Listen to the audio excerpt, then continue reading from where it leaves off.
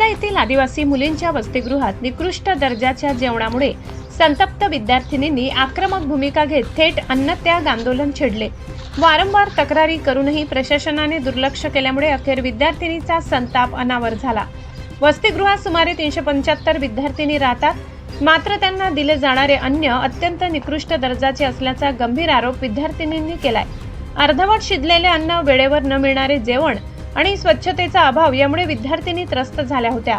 अनेकदा तक्रारी करूनही कोणतीही ठोस कारवाई न झाल्याने त्यांनी आक्रमक पवित्रा घेतला।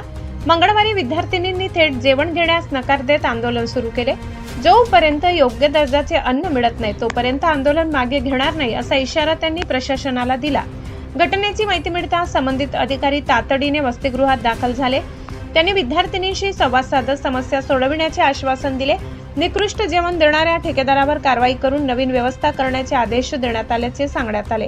दरम्यान या प्रकारामुळे प्रशासनाच्या कारभारावर प्रश्नचिन्ह उपस्थित झाले असून विद्यार्थिनींच्या आरोग्याशी होत असलेली ही खेळखंडोबा थांबविण्याची मागणी जोर धरत आहे। ज्या मुलींचे वसतिगृह आहे त्यांनी आज जेवण न करण्याचा निर्णय घेतला, कारण निकृष्ट जेवण मिळत होते। वारंवार तक्रार करूनही ते सुधारणा झाली नाही। आज मुलींनी आंदोलन केलं। खरं बघायला गेलं तर तुम्ही आल्यानंतर काय झालं आणि निर्णय काय झाला?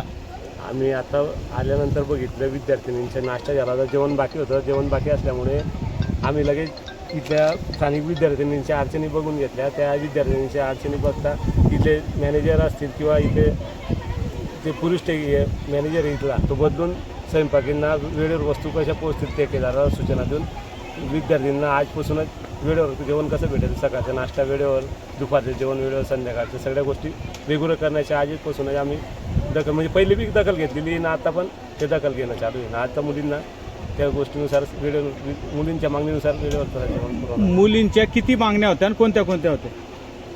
वेळेवर जेवण भेटलं पाहिजे आणि मेनू चार्टनुसार आम्हाला जेवण दिलं गेलं पाहिजे। ऋतुमानानुसार फळं भेटले पाहिजे, बिस्किट भेटले पाहिजे, विषयात फरक पाहिजे।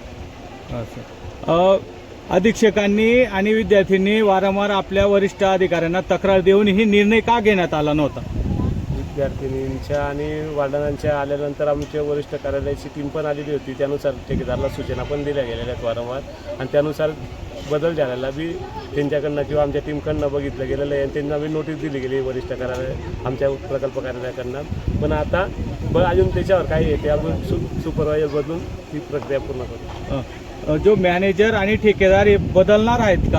आता वरिष्ठ कार्यालयाचे आमच्या आजचा अहवाल, पहिला बी अहवाल बघून आता मॅनेजर तर बदलला जाईल ना। मॅनेजर तर आतापासूनच, याच्या अगोदर आपण अहवाल पाठवलेला होता, किती दिवस झाले त्याला? 8-10 दिवसा पहिले अहवाल दिलेला आहे। त्याचा निर्णय लागलेला नाही? दिलेला वरच्या कार्यालयाला कळवलं आहे की बघितल्या या ठेकेदाराची वारंवार तक्रार आहे किंवा वेळेवर देत नाही, त्या गोष्टी कळवल्या आहे वरिष्ठ कार्यालय। ठेकेदाराला नोटीस दिली वरिष्ठ कार्यालय।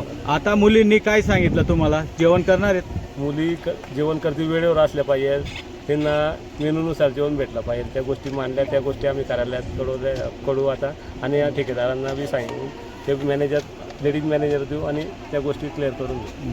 शुद्ध पाणी किती दिवसानंतर यांना मिळेल? आरो पाणी आहे, इथं आरो प्लॅन आहे, पण आता तो काम चालू असल्यामुळे तो आरो प्लॅन नाही। पण आता बघून, आता वार्डनशी चर्चा करून त्या आरोची व्यवस्था आजपासून किंवा उद्यापासून लगेच येतात काही। मुलींचं म्हणणं आहे की आमदार साहेबांनी याची दखल घेतल्यानंतरच सगळे अधिकारी आले आणि निर्णय घेत आहेत, कितपत योग्य आहे?